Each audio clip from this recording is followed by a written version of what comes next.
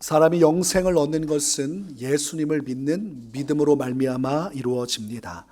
예수님을 믿기 때문에 하나님의 은혜의 역사에 참여하게 되고 하나님의 영원한 삶에 우리가 나아갈 수 있는 것입니다. 그래서 우리가 믿는 이 믿음은 하나님의 말씀으로 말미암아 이루어지고 그 말씀에 담겨진 복음의 말씀을 우리가 받아들일 때 그 믿음 속에서 영생의 일들이 시작되는 것입니다. 그래서 부모 세대가 예수님을 믿고 그 부모 세대 밑에서 자라나면서 이 복음의 빛을 비추어질 때 부모님으로부터 듣는 복음의 말씀, 또 부모님을 따라 들어간 교회에서 접하게 되는 이 설교 속에 나타난 복음의 말씀을 듣고 그것을 믿을 때 심령의 변화가 일어나고 거듭나게 되는 것입니다. 그리고 영생의 일들이 그의 삶에 나타나게 되는 것이죠. 어떤 사람은 예수님과 전혀 상관없는 집안에서 태어나서 예수님을 알지 못하다가 우연히 접하게 된 성경 말씀, 그곳에 기록된 예수 그리스도의 복음의 말씀을 듣고 그 말씀으로 통하여 회개하고 거듭나는 경우도 있습니다. 어떤 사람은 친구 따라 교회 잠깐 방문했다가 그때 들려진 복음의 말씀을 듣고 회심하고 하나님의 나라와 영광을 위해 살아가는 변화된 삶을 살아가기도 합니다. 저마다 복음을 받아들이게 된 환경이 다르고 저마다의 상황은 조금씩 달라도 중요한 것은 복음, 예수 그리스도의 십자가 죽으심과 부활하심에 대한 복음의 말씀을 들을 때 그 말씀 속에서 믿음의 역사가 일어나고 그 믿음 속에서 하나님께서 주시는 영생의 선물을 받게 되는 것입니다. 그래서 사람이 예수님을 믿으면 하나님으로부터 의롭다함을 받게 되고 그것을 우리는 칭의라고 합니다. 죄인으로서 죄악 가운데 살다가 죄인으로 죽을 수밖에 없는 무기력한 죄인이지만 예수 그리스도를 믿음으로 영접하고 그분을 나의 삶의 주인으로 받들어 내 마음의 모든 것들을 열고 내 삶의 모든 주도권을 주님께로 맡기는 믿음의 순간 하나님은 그 믿음을 통해서 그 죄인을 더 이상 죄인이라고 부르지 않고 예수 그리스도 안에 주어진 믿음을 통한 의인이라고 불러주십니다. 그래서 여전히 죄성이 있고 여전히 연약하지만 예수님을 믿는 믿음 안에서 하나님이 의인이라고 인정해 주시는 것이죠. 그렇기 때문에 그때부터 하나님과의 관계문이 열려지는 것입니다. 죄인의 신분으로서는 하나님을 만날 수가 없습니다. 그 기도가 응답이 될 수 없습니다. 하나님의 은혜의 영역에 들어갈 수 없습니다. 죄인 머리 위에는 하나님의 진노가 올려져 있고 심판의 불이 그 위에 올려져 있으므로 그대로 진노 안에 살다가 진노의 구렁텅이로 빠져 멸망케 되는 것이죠. 그러나 예수님을 믿을 때 그 의가 우리 안에 모든 것들을 새롭게 하는 의인 되게 하시는 크신 은총을 얻게 하사 우리를 의롭다고 하여 주심으로 말미암아 그때부터 하나님과 화평의 시대가 열리고 화평의 인생으로 바뀌어지는 것입니다. 그래서 하나님의 자녀가 되고 천국 백성이 되므로 이 땅에서 하나님과 긴밀히 교제하고 하나님과 연합하여 살다가 그 믿음으로 살고 믿음 안에서 승리하여 천국으로 가는 것이죠. 그래서 예수 그리스도를 믿는 믿음의 은혜로 말미암아 우리의 구원의 여명이 밝아지고 그 구원의 은혜를 따라 살다가 마침내 하나님 나라에 가서 주님과 영원한 생명을 누리는 것, 그것이 믿음을 통해서 우리에게 주시는 하나님의 구원의 복인 것입니다. 마귀는 이 땅 가운데서 어둠의 권세로 역사에서 수많은 자들이 믿음으로 살지 못하도록 회방합니다. 특별히 성도가 믿음을 가지면 그 믿음 속에서 가야 할 길이 있습니다. 성경 말씀에 기록된 말씀에 대한 순종의 길이고 그 순종의 길은 크게는 복음 전파의 사명의 길이고 또 다른 것은 바로 거룩한 백성으로서 순결하고 진실되게 살아가는 것입니다. 그래서 사명을 따라 살아가는 믿음의 길, 그리고 거룩한 행실로 살아가는 믿음의 길, 이 믿음 속에서 우리는 천성으로 향하는데 그것을 막아서는 것이 마귀죠. 마귀는 거룩하지 못하게 만들고 마귀는 사명을 붙들지 못하게 막음으로 성도가 믿음을 따라 순종하는 길을 회방합니다. 그러나 성도는 그럼에도 불구하고 믿음으로 나아가 승리할 것이고 그 믿음 속에서 하나님의 영생을 쟁취하게 될 것이요. 그것이 세례 요한 때로부터 예수 그리스도의 십자가 복음을 통해 주신 하나님의 명령입니다. 의인은 오직 믿음으로 말미암아 살고 믿음으로 살다가 승리하여 영생을 쟁취하고 천국을 침노하는 자가 되는 것입니다. 그러므로 온전한 성도의 믿음이라는 것은 순종의 길로 나아가 최후의 구원의 승리를 쟁취하는 것입니다. 그래서 예수님을 믿는 것은 곧 순종하는 것이죠. 예수님을 믿음과 순종은 떼어낼 수 없습니다. 예수님을 믿음과 회개는 떼어낼 수 없어요. 예수님을 믿어 순종함으로 사명을 따라 살아가고 예수님을 믿어 회개함으로 죄악을 떠나 거룩한 삶을 살아가는 것, 이것이 믿음의 본질이고 믿음이 있노라 하면 순종과 회개의 열매가 맺혀져야만 합니다. 오늘날 가라지와 쭉정이가 많은 이유는 믿음을 이야기하지만 그 믿음의 또 다른 면인 순종, 회개를 이야기하지 않습니다. 믿음이 있으면 순종하는 것이죠. 그래서 하나님, 나는 믿음이 있습니다. 나는 예수 그리스도를 믿습니다. 그런 믿음의 선언이 있다면 그에 합당한 순종의 삶이 나타나야 그게 예수 믿는 것입니다.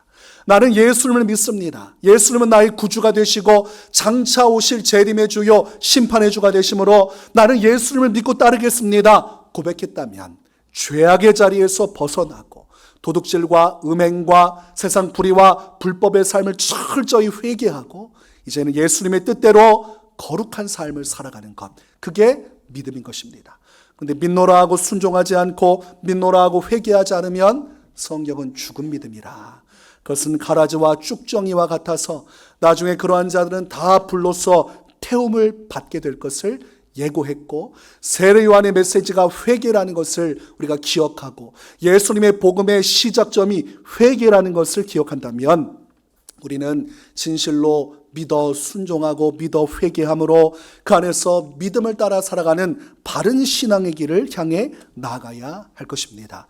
우리가 믿음의 영역을 두 부분으로 나누어 본다면 크게는 예수 그리스도를 믿는 믿음을 가지고 살아가야 됩니다. 이 믿음이 없으면 하나님과 아무런 상관이 없습니다. 그래서 우리의 어떤 종교적인 열망과 신앙도 하나님께 상달이 되지 않습니다. 하나님이 아무런 반응을 하지 않으세요. 아무리 여기서 재주를 부리고 대단한 일을 하는 것 같아도 예수 그리스도를 믿는 믿음의 근본, 이 토대 위에 신앙생활하지 않으면 그것은 다 의미가 없습니다. 그래서 타 종교로 구원받을 수 없다고 하는 이유가 그것이죠. 예수 그리스도를 통하지 않고는 누구도 하나님과 연합하고 화목할 수 없기에 오직 예수 그리스도 안에서 우리는 믿음의 큰 원 안에서 신앙생활을 해야 되고, 또 큰 예수 그리스도를 믿는 믿음의 원 안에서 또 작은 우리가 믿음의 원을 그린다면 그것은 예수님을 통해 우리의 구주 하나님이 되신 아버지가 되신 그 하나님을 믿으며 살아가는 일상의 생활의 믿음입니다. 예수님만 믿고 끝이 아니죠. 예수님은 나의 구주십니다 하고 내 나름대로 인생을 살아가는 것이 아니라 예수님을 믿는 믿음 안에서 우리의 인생의 모든 것이 우리 하나님을 향한 믿음과 신뢰 안에서 이루어져야 하는 것입니다. 그러므로 우리는 예수님을 믿고 그 예수 그리스도를 통해 하나님 아버지를 만나고 우리의 인생의 모든 삶의 여정 속에 나와 함께 하시고 도우시는 그 주님을 믿는 믿음을 가지고 살아가야 하고, 그것이 성도가 오늘 이 현실 세계를 살아갈 때 가지고 있어야 할 믿음의 길입니다. 그래서 우리는 이 믿음을 따라 하나님의 은혜를 경험하며 살아가야 하죠. 첫 번째는 전체 나의 인생 전체가 송두리째 변화되는 거듭남의 은혜요. 또 다음 번째는 우리의 인생 여정 속에 이 광야 같은 생활 속에 우리를 돌보시고 이끄시고 매 순간 나를 구원케 하여 주시는 그 주님의 은혜를 누리며 살아가야 하는 것입니다. 그것이 바로 믿음을 통해 주시는 주님의 은혜의 순간들입니다. 마가복음 9장의 말씀을 보면 한 아버지가 귀신 들린 자녀를 데리고 예수님께로 데리고 옵니다. 그때 이 아버지의 마음에는 상처와 아픔이 가득했습니다. 이 아들이 어릴 때부터 계속 자살 시도를 하고 너무나 가정 자체가 온전히 설 수 없는 고통의 순간들이었어요. 자칫하고 방심하면 언제 또 물 가운데로 불 가운데로 뛰어들어서 자살할지 알지 못하고 누구에게나 가서 도움을 요청해도 누구도 도와주지 못하는 문제였습니다. 이 문제 가지고 예수님께로 다가왔어요. 그때 예수님 앞에 나와 섰을 때 이에게는 믿음이 존재하지 않았습니다. 믿음이라고 하는 것은 혹시라도 도와주시지 않을까라는 작은 기대감 정도였지 온전히 예수님께서 자기의 아들을 고쳐줄 것을 확신하지는 못했습니다. 그러나 무엇이라도 해봐야 하지 않겠는가? 그래서 데리고 온 것이에요. 그때 예수님은 그 아버지의 마음의 중심을 보시고 그에게 믿음을 이야기하십니다. 마가복음 9장 23절에 할 수 있거든이 무슨 말이냐? 믿는 자에게는 능히 하지 못할 일이 없느니라고 말씀하셨어요. 예수님은 믿음을 요구하셨습니다. 그러자 아이 아버지가 그때에 깨달았죠. 믿음을 가지고 있지 않으면 오늘 내 아들은 고침받을 수 없구나. 그래서 그때 자세를 바꿉니다. 내가 믿나이다. 나의 믿음 없는 것을 도와주소서. 이제 내가 믿음을 갖겠습니다. 제가 여전히 부족할지라도 내게 은혜를 주셔서 이 믿음으로 우리의 자녀가, 나의 자녀가 구원을 받게 해주십시오. 이 믿음을 붙잡고 믿음을 가지고 예수님을 바라보고 믿음을 가지고 하나님 아버지께로 나아갈 때에 그때부터 하나님의 영광이 그곳에 임하기를 시작합니다. 예수님께서 그 아이 속에 있는 귀신을 향해서 명령을 하십니다. 말 못하고 못 듣는 귀신아, 내가 내게 명하노니 그 아이에게서 나오고 다시 들어가지 말라. 그러자 그 안에 있던 귀신이 예수 그리스도의 엄명을 듣고 당황하기 시작합니다. 영적인 세계는 권세 높은 자가 권세 낮은 자에게 명령하면 순복할 수밖에 없죠. 하나님이시오 하나님의 아들이신 예수 그리스도께서 명하심으로 귀신이 복종할 수밖에 없고, 그러나 그냥 나가지 않고 비명과 괴성을 지르게 하고 심한 경륜을 일으키게 한 이후에 귀신이 떠나가 버리게 됩니다. 근데 사람들이 볼 때는 이 귀신이 그렇게 난리를 치고 나간 이후에 아이가 아무런 움직임이 없고 가만히 있으므로 사람들은 죽었구나. 지금 뭔가 큰일이 벌어졌구나. 안 그러면 조금 전까지 살아 움직이고 숨쉬고 또 비명 지르고 격렬히 기던 아이가 어찌 저렇게 손 하나 까딱하지 않고 가만히 있을 수 있는가. 그래서 겉으로 볼 때는 아이가 죽은 것 같고 상황이 더 심각해진 것처럼 보였습니다. 그런데 예수님은 아이 아버지에게 뭘 요구하셨습니까?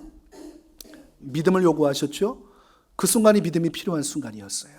믿음이 없었다면 당장 뛰어나가 예수님의 멱살을 잡고 항의하고 난리를 쳤을 텐데 이 아이의 아버지가 그렇게 하지 않아요.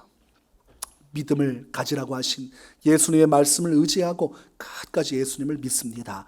그때 예수님께서는 마치 시체와 같이 아무런 요동도 없는 그 아이의 손을 붙잡아 일으키심으로 성경 말씀대로 그 아이가 그때로부터 일어나서 움직이고 활동하고 정상적인 삶을 살게 됩니다.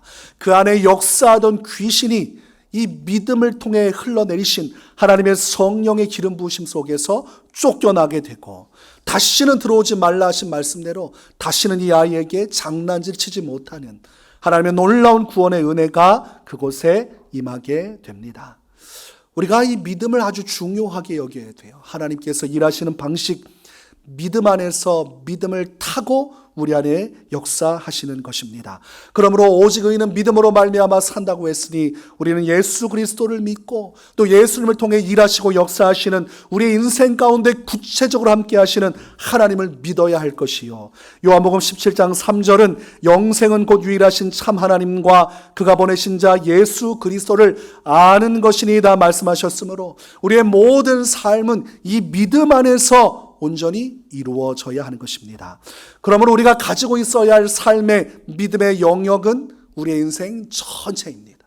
하나님은 우리의 인생의 주권자가 되시고 우리 인생 전체 가운데 역사하시는 주님으로 우리가 주님의 영광을 사모하고 그분이 우리 인생 가운데 도와주시기를 간구한다면 우리의 믿음의 영역은 우리 인생 전체가 되어야 하죠. 내가 무엇을 믿어야 하는가?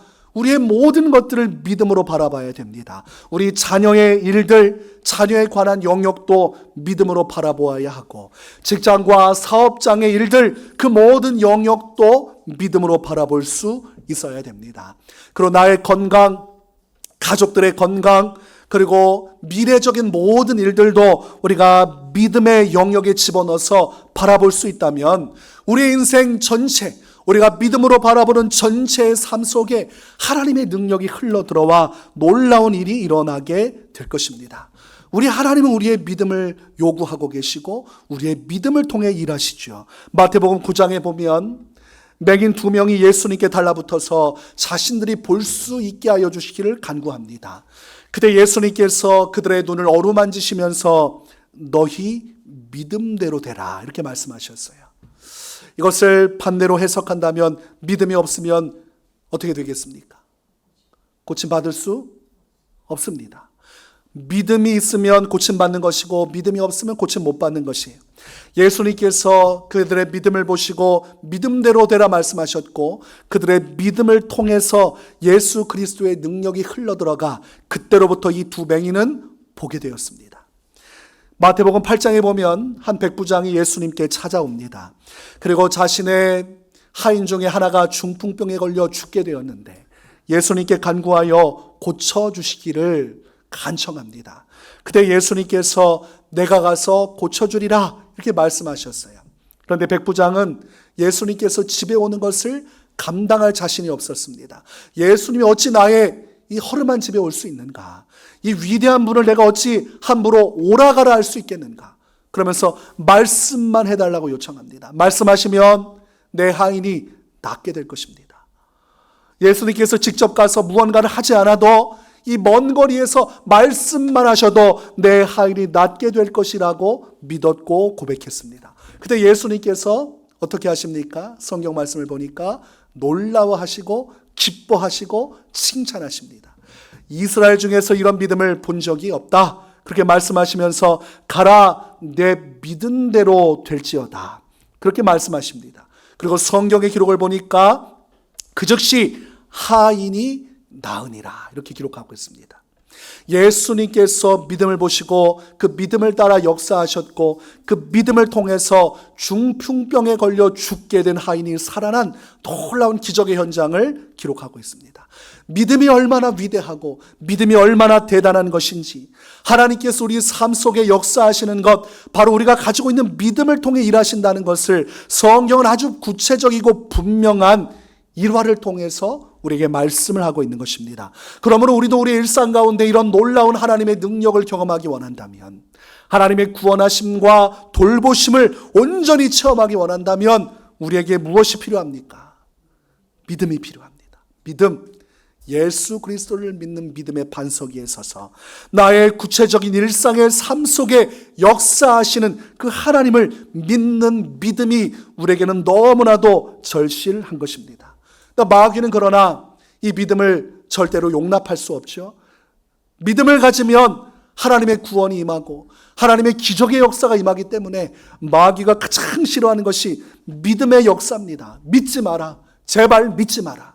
누구도 예수 그리스도를 믿지 말고 누구도 예수 그리스도를 통하여 하나님을 만나고 일상 속에 역사하는 그 주님 믿지 말아라. 그래서 마귀가 첫 번째로 믿지 못하게 하는 것이 예수 그리스도입니다.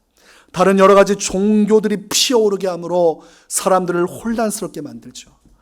만약 이 믿음이라는 것이 예수 그리스도 하나의 선택지만 있었다면 더 많은 사람들이 예수님을 믿었을 것입니다. 그러나 사람의 역사 속에서 수많은 종교가 나타나고 그것이 같이 활동함으로써 사람들을 미혹해버렸어요. 마귀가 여러 가지 종교를 만듦으로 예수님을 믿지 못하게 막아서고 마귀가 이것 가지고도 안 되니까 과학적인 증거를 가지고서 진화론을 통해서 사람들이 하나님에 대한 신에 대한 생각조차 하지 못하도록 애초에 신은 존재하지도 않고 종교 따위는 무의미하다는 생각을 심어주는 일을 행했습니다. 또한 철학적인 사상의 발전을 통해서 사람들의 사고와 또한 사유 속에서도 어떤 행복과 또 영원한 삶을 누릴 수 있다고 착각하게 만들므로 예수님을 그저 4대 성인의 한 사람으로 만들어버리므로 예수님을 절대로 구주로 믿지 못하도록 그분의 구원하심과 그분의 십자가 죽으심과 부활하심, 예수님을 통해 이루시는 예수님을 믿는 믿음 안에서 이루시는 복음의 영광에 사람들이 참여하지 못하게 만들었습니다. 그래서 말세 시대가 올수록 더 많은 종교가 힘을 얻어 더 많은 이단과 사이비가 힘을 얻어 왕성하게 활동하는데 그것이 마귀가 저지른 최후의 발악입니다. 더 다양한 방식으로 더 철저하게 예수님을 믿지 못하게 만들어요. 어떤 사람들은 자꾸 예수님 이야기하면서도 외계인의 존재를 이야기하는데 그거 다 미혹입니다. 성경에 없는 내용을 가지고 자꾸 끄집어내서 그것을 가지고 가르치면 안 돼요. 오직 예수 그리스도께로 가는 길을 막아서는 모든 것을 다 정리하고 예수님 앞에 설 때만이 구원의 은혜가 임하는 것이요, 그걸 못하게 하려고 마귀가 회방하고 있다는 사실을 알아야 됩니다. 또한 마귀가 무슨 일을 못하게 합니까? 예수님을 믿는 믿음 안에서 우리의 일상을 믿음으로 살지 못하게 만들어요.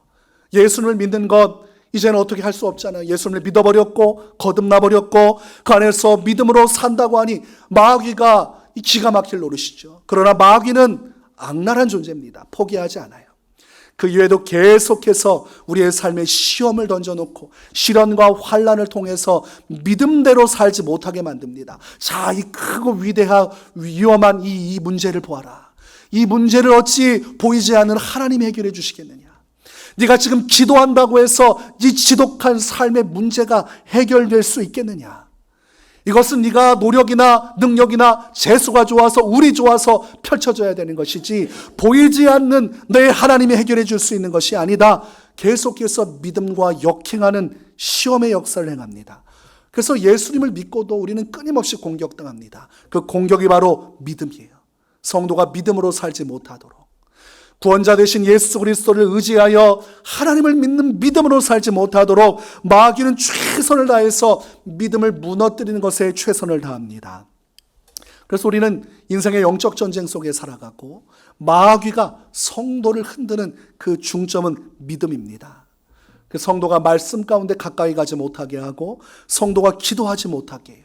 말씀을 듣고 그 말씀 속에 믿음을 갖게 될까 두려워서 말씀과 가까이 하지 못하도록, 예배 생활에 집중하지 못하도록, 말씀으로 향하는 경건 생활에 가까이 하지 못하도록, 하나님께 나와 성전에서 기도하고 일상 속에서 시간을 정해놓고 수시로 기도하지 못하도록 마귀는 끊임없이 우리의 인생을 흔들어냅니다. 그래서 어떻게 합니까? 바쁘게 만들어요. 믿음 생활 제대로 해보고 싶은데 계속 바쁘게 만들어요. 그래서 뭔가 주를 위해서 하려고 하면 우선순위를 뒤흔들어 버려서 나중에 해라. 말씀과 기도는 나중에 해라. 예배도 나중에 해라. 나중에 조금 자리 잡히고 성공하고 여유가 되면 그때 충분히 시간이 있지 않겠느냐. 기도도 지금은 이렇게 급박하니 주님도 알아주실 것이다. 나중에 정말 여유가 있을 때 기도해라. 저 교회 나와서 기도하고 예배하는 사람 다 시간 남아서 하는 거고 목사님도 시간 남아서 직장이니까 하는 거지. 계속해서 미혹하고 시험하죠. 그래서 그래 어쩔 수 없구나, 바쁘구나. 그래서 맡기는 가장 좋은 방법이 바쁘게 하는 겁니다. 바빠지고 돈 벌리면 성도들이 좋아해요. 그게 복인 줄 알고 거기에서 마귀에게 유혹당해서 믿음을 상실하게 됩니다. 믿음을 잃어버리면 하나님의 영광의 빛이 꺼지는데 우리 인생 속에 하나님이 도와주고자 하도 하나님의 천국의 영광이 이 땅에 임하지를 못하는데 이 땅에서 좀 바쁘고 돈 좀 벌고 명예 좀 얻으면 그것이 마치 신앙의 성공이고 이 정도 신앙생활에도 되는구나 착각을 하죠. 그 마귀가 시험에서 넘어진 것입니다. 내 인생 아무리 잘 풀려도 그것이 믿음의 성숙을 회방하는 것이면 그것은 다 시험입니다. 하나님으로부터 온 것이 아닙니다. 또한 하나님이 복을 주셨어도 잘못된 길로 가면 그것은 타락이고 믿음의 변질과 같고 하나님의 복은 그날로부터 끊길 것입니다.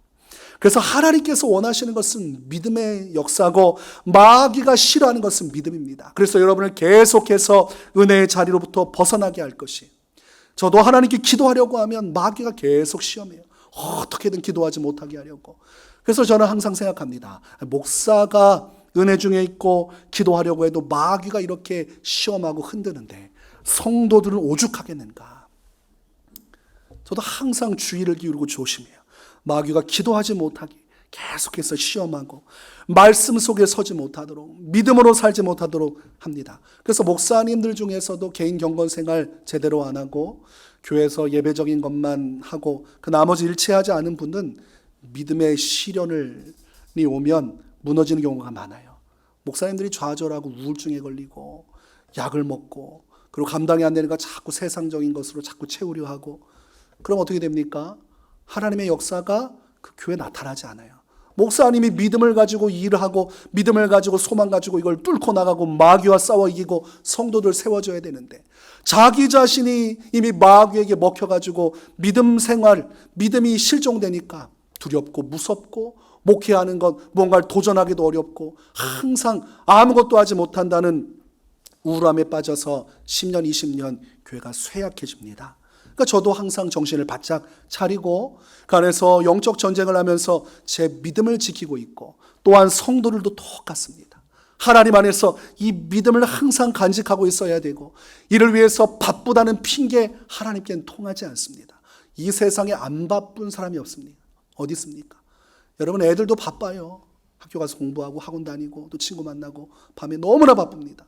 저희 아이들도 항상 바빠요. 뭐가 그렇게 바쁜지 모르겠는데 너무나 분주하게 살아갑니다. 이 세상 무엇을 하든 바쁘려고 하면 한도 끝도 없이 바쁩니다. 다 바빠요. 다만 무슨 차이입니까? 우선순위 차이, 우선순위. 바빠도 내가 놓치지 말아야 될 것. 아무리 바빠도 여러분 밥 세 끼 먹지 않습니까?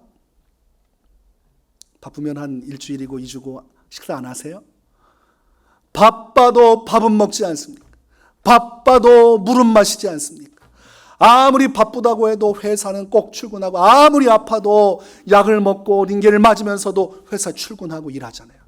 근데 하나님 앞에 나아가는 믿음, 살아계시고 역사하시고 만유를 창조하시고 장차 영원한 세계를 다스릴 그 하나님, 예수 그리스도를 통해 영원한 생명을 얻고 이제 저 영원한 천성을 향해 나아가는 이 기가 막히고 놀라운 은혜의 터전 안에서, 이 하나님이 주신 믿음 안에서 우리 인생 속에 동행하시고 역사하시는 그 주님을 믿는 믿음으로 사는 삶이 어찌 항상 저 뒷전에 대해서 아무 의미 없는 것이 될 수 있겠습니까?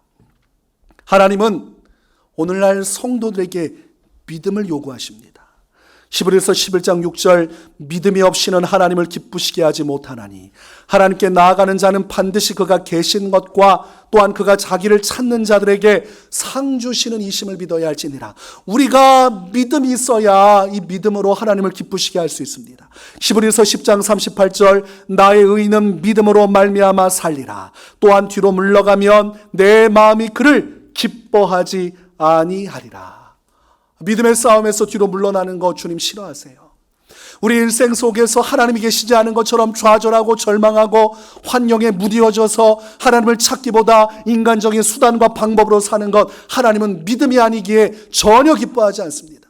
내가 밤을 새워 아무리 열심히 살고 내가 직장 생활에서 야근하며 많은 돈을 벌어도 하나님 기뻐하지 않습니다. 그 삶에 믿음이 없기 때문입니다. 하나님을 의지하고 하나님의 도우심을 간구하고 하나님을 끝까지 신뢰하고 내 삶의 역사하시는 주님을 믿는 믿음 속에 살아가고, 믿음 안에서 어떠한 경우라도 주님을 바라볼 때 그 삶을 주님은 기뻐 받으시는 것입니다. 우리가 잘 알고 있는 믿음의 사람 다윗을 우리는 생각해 볼 수 있어야 됩니다. 다윗은 목동이었습니다. 뭐 잘 나가는 사람도 아니었고 그저 부모 명령을 따라서 양을 치면서 시간을 보내는 그냥 목동 작은 소년이었어요. 그런데 그에게는 무엇이 있었습니까? 하나님에 대한 믿음이 있었어요. 하나님을 믿었습니다. 그래서 이스라엘 백성들이 블레셋과의 전투에서 조롱을 당하고 그 블레셋 장수 중에서도 가장 뛰어난 골리앗이 블레셋 진영 앞에 나와서 너희 중에 누구라도 내게 나와 싸우자 그러면서 도발을 하고 이스라엘을 모욕하고 하나님을 모욕할 때도 사울의 편에 선 누구도 앞에 나갈 수 없었습니다. 나가면 죽게 될 것이 뻔하기에 나갈 수 없었어요.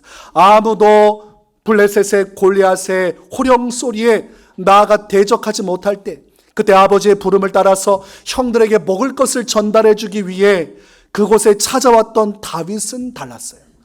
하나님을 모욕하고 이스라엘 모욕하는 말을 듣고 마음속에 거룩한 분노가 차올랐어요. 아니, 저 이방 사람이 무엇이기에 하나님을 모욕한단 말인가? 그리고 왜 아무도 이렇게 모욕을 당하고 주님이 이름이 땅바닥에 짓밟히고 있는데 가만히 구경만 하고 있는가? 여기에 관심을 갖다가 오히려 자신의 형들에게 호통을 당하고 미움을 당했어요. 교만하다고 생각했겠죠.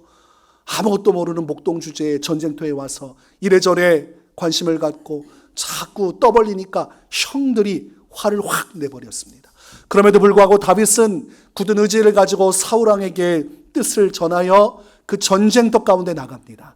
그가 가지고 있는 믿음 때문이었습니다. 아무것도 가지고 있지 못하는 가난한 집 아들로서 아무것도 할 수 없는 연약한 소년에 불과했지만 그는 하나님에 대한 믿음을 가지고 있었어요. 평상시 들판에서 하나님을 찬송하고 하나님께 기도하며 주님과 깊은 은혜를 나눴던 다윗이기에 그의 삶 속에 함께 하시는 성령의 은혜 속에서 그의 믿음은 견고해져 있었습니다. 사무엘상 17장 45절에서 47절 말씀을 보면 다 죽게 된 상황, 누구도 가고 싶지 않은 최악의 상황, 골리앗과 마주선 그곳에서 다윗이 이렇게 외칩니다. 너는 칼과 창과 단창으로 내게 나아오거니와 나는 만군의 여호와의 이름 곧 내가 모욕하는 이스라엘 군대의 하나님의 이름으로 내게 나아가노라. 오늘 여호와께서 너를 내 손에 넘기시리니 내가 너를 쳐서 내 목을 베고 블레셋 군대의 시체를 오늘 공중의 새와 땅의 들짐승에게 주어 온 땅으로 이스라엘에 하나님이 계신 줄 알게 하겠고 또 여호와의 구원하심이 칼과 창에 있지 아니함을 이 무리에게 알게 하리라. 전쟁은 여호와께 속한 것인즉 그가 너희를 우리 손에 넘기시리라. 여러분, 물매하고 돌 몇 개 가지고 이 전신을 갑옷으로 무장한 이 엄청난 크기의 거인 골리앗과 싸워 이길 수 있습니까? 없습니까? 없어요. 그리고 지금 다윗이 하는 말 실제로 이루어질 수 있는 내용입니까? 이루어질 수 없는 내용입니까? 상식으로 보면 불가능하죠. 어떻게 소년 목동이 골리앗을 이깁니까? 블레셋 군대의 시체가 널브러지고 하나님의 승리가 이루어지고 그리고 이곳에 살아계신 하나님의 이름이 높임을 받는다는 것, 아직 이루어지지 않은 겁니다. 이루어지지 않았지만 이루어질 것이라고 확신하고 외치고 있고 성경은 이것을 믿음이라고 말합니다. 로마서 10장 10절에 사람이 마음으로 믿어 의에 이르고 입으로 시인하여 구원에 이르리라. 우리 안에 믿음의 역동성이 시작되어 우리의 입으로 선포함으로 그 안에서 믿음의 실제적인 역사가 우리의 삶에 나타난다는 것이죠. 우리가 마음으로 믿는 것, 입으로 시인함으로 하나님의 구원이 임하는 것이요. 다윗이 믿었고 그 믿음을 가지고 선포할 때에 하나님께서 다윗 편에 서셨습니다. 그래서 누가 봐도 다윗이 이길 수 없는 전쟁이었지만 하나님께서 다윗의 손과 함께함으로 그가 한 발 장전해서 내던진 물맷돌이 그대로 골리앗의 미간에 적중해서 그대로 절명하고 맙니다. 오늘날로 말하면 총을 쏜 것과 똑같이요. 총으로 정확하게 그의 미간을 쏜 것처럼 정확하게 돌이 꿰뚫고 박혀서 골리앗이 죽어버리고 말았습니다. 아무것도 할 수 없이 전쟁에서 대패를 당했고 다윗이 고백한 대로 전쟁은 여호와께 속해 있다. 여호와의 구원하심은 칼과 창에 있지 않다는 말이 실제적인 것임을 증명했습니다. 우리가 인생 살아가면 우리 인생 칼과 창으로 인해서 구원받을 것처럼 보입니다. 사람에게 잘 보여야 인생이 풀릴 것 같고 또 여러 가지 열심으로 일하면 인생의 문제가 그래도 잘 풀리지 않겠는가. 그래서 하루하루 열심히 살아가고 또 열심히 사람 의지하고 살아가지만 성경은 거기에 우리의 구원이 있지 않다고 말씀합니다. 그런 것들은 불완전한 것들이고 확고하지 않습니다. 우리 사람의 구원은 하나님께로부터 이루어지는 것이고 골리앗을 넘어뜨리는 하나님께서 오늘 우리 인생 가운데도 함께 하시기에 우리가 다윗과 같은 믿음을 가지고 살아가면 하나님은 칼과 창으로 이루어진 이 세상의 원리를 부수시고 하나님의 살아계심을 통해서 우리에게 삶 속에 주시는 구원의 은혜를 베풀어 주시는 것입니다. 그러므로 우리는 믿음으로 말하고 믿음으로 생각해야 돼요. 하나님을 믿는다면 우리 인생 전체가 믿음으로 채워져야 됩니다. 그리고 그 믿음은 우리의 입술의 언어를 통해서 완전해지는 것입니다. 그러므로 내가 지금 가지고 있는 믿음은 무엇입니까? 내가 하는 말이 나의 믿음인 것입니다. 하나님은 우리가 하는 언어를 통해 우리의 믿음을 검증하시고 확증하십니다. 민수기 14장 26절에서 30절 말씀을 보면 하나님께서 이렇게 말씀하십니다. 여호와께서 모세와 아론에게 말씀하여 이르시되 나를 원망하는 이 악한 회중에게 내가 어느 때까지 참으랴. 이스라엘 자손이 나를 향하여 원망하는 바 그 원망하는 말을 내가 들었노라. 그들에게 이르기를 여호와의 말씀에 내 삶을 두고 맹세하노라. 너희 말이 내 귀에 들린 대로 내가 너희에게 행하리니 너희 시체가 이 광야에 엎드러질 것이라. 너희 중에서 20세 이상으로서 계수된 자 곧 나를 원망한 자 전부가 여분네 아들 갈렙과 눈의 아들 여호수아 외에는 내가 맹세하여 너희에게 살게 하리라 한 땅에 결단코 들어가지 못하리라. 하나님께서 무엇을 들으셨습니까? 이스라엘 백성들이 하는 말을 들었습니다. 그들이 하나님을 믿지 못하고 불신함으로 원망하고 하나님의 계획과 뜻에 어긋나는 말을 하는 것을 들으셨다고 기록하고 있습니다. 그리고 들으신 그대로 행하여 주겠다고 말씀하셨고, 그러므로 너희가 믿지 아니하고 믿음 없는 말을 했으므로 오직 믿음으로 외친 갈렙과 여호수아 그들 그리고 다음 세대 외에는 누구도 가나안 땅에 들어갈 수 없다고 말씀하셨습니다. 하나님의 언약을 통해서 가나안 땅은 약속된 땅입니다. 그곳에 가면 되는 것이, 하나님을 믿고 그 뒤를 쫓아가면 되는 것입니다. 그러나 그 길을 막은 것, 주님의 축복을 막은 것은 그들의 불신이었고, 그 불신을 확정지은 것은 그들의 불신의 언어였다는 것입니다. 오직 의인은 믿음으로 말미암아 산다는 것은 우리의 삶에 우리가 어떤 믿음으로 살아가는지가 중요하다는 것이죠. 왜 하나님 내 삶에는 하나님의 역사가 나타나지 않습니까? 여러분 무슨 말을 하고 살아가고 있습니까? 여러분의 언어는 무슨 내용을 담아내고 있습니까? 부정적인 언어, 그저 인생 가운데서 부정적인 언어가 아니라 하나님에 관한, 하나님의 역사하심에 관한 부정적인 말은 불신입니다. 하나님은 능히 여러분의 모든 문제를 다 도와주실 수 있습니다.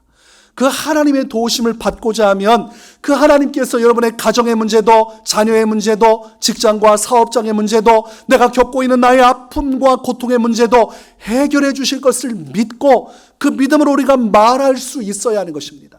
기도 속에서 그 하나님을 시인하고 고백하고 주님을 인정할 때에 하나님이 들으시고 역사하시고, 우리의 일상 속에서 사람들과 대화할 때도 우리가 그 기도한 대로 그 믿음의 언어로 대화할 때 그 믿음의 언어 속에서 하나님의 구원이 확정적으로 이루어지는 것입니다. 하나님께 기도하고 나서 일상 속에서 안 될 거야. 그럼 어떻게 됩니까? 안 됩니다. 우리의 삶 속에 들리는 그 언어를 통해 주님이 우리의 무게를 달아보시는데, 교회에서 기도한 것 그리고 일상 속에서는 안 될 거라 생각하고 살아가면 되겠습니까? 가족들 얼굴 볼 때마다 절대로 이 영혼은 회개할 일이 없다, 그런 마음을 벗고 구원이 되겠습니까? 안 되겠습니까? 안 된다고 믿으면 안 되는 것입니다. 저렇게 살다가 저렇게 죽겠지, 그럼 저렇게 살다가 저렇게 죽는 것입니다. 하나님이 아무리 도와주려고 해도 믿음으로 행하지 않으므로 역사할 수가 없습니다. 내 믿음대로 된다고 말씀하셨는데, 우리가 예수 그리스도를 믿는 믿음을 가지고 있다고 하면서도 정작 우리의 일상 속에 역사하시는 예수님을 믿는 믿음을 통해 하나님 아버지에 대한 믿음을 갖지 못하므로 하나님께서 아버지로서 도와주고 싶어도 도와줄 수가 없는 이 비극적인 상황이 벌어지고 있는 것입니다. 영적인 지혜가 있는 사람은 말 조심합니다. 말 조심해요. 제가 목회하면서 항상 주의하고 조심하는 것이 말 조심이에요. 전 부정적인 언어로 말하는 거 좋아하지 않습니다. 아내하고 이야기하다가도 제가 어느 순간 이렇게 화를 낼 때가 있어요. 그러면 안 되는데, 제 아내는 편한 마음으로 아이메시지로 이야기를 하고 있는데, 제가 듣다가 부정적인 언어를 쓴다 그러면 제가 얘기하지 말고, 만약 더 이야기할 거면 나중에 딴 얘기하자, 이렇게 얘기를 합니다. 그리고 이야기하죠. 하나님이 다 들으신다. 편하게 얘기할 수 있어요, 부부끼리. 그럼에도 불구하고 제가 항상 조심하는 거죠. 혹시라도 하나님이 들으실까 봐, 하나님이 이 이야기를 들으실까 봐. 그래서 혹시라도 저도 제 입으로 현실에 대해서 이렇게 얘기하다가 부정적인 결론 내리고 끝날 때가 있어요. 그러면 주님 죄송합니다. 잘못했습니다. 하나님께서 역사하실 것입니다. 하나님께서 행하실 것입니다.